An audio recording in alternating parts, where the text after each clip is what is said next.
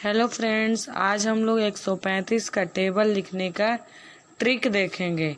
सबसे पहले हम लिखते हैं 13 का टेबल।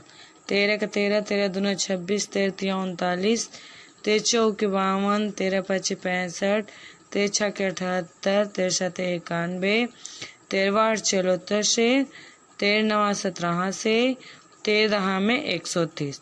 हमें लिखना है 135 का टेबल लिखना है।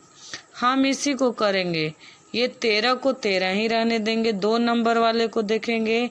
फिर ये जो 26 और 39 है उसमें +1 करेंगे। फिर 52 और 65 में +2 करेंगे। 78 और 91 में +3 करेंगे और इन दोनों में +4 करेंगे और इसमें हम कर देंगे +5।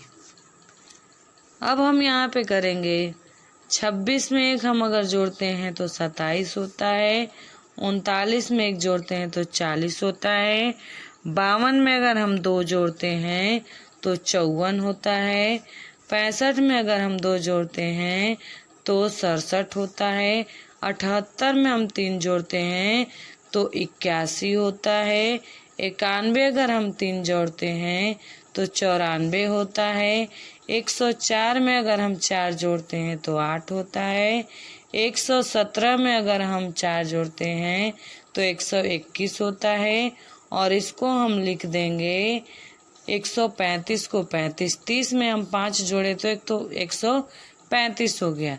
अब हम क्या करेंगे, 5 लिख दीजिए, फिर 0, फिर 5, फिर 0, फिर 5, फिर 0, फिर 5, 0, 5 और 0। ये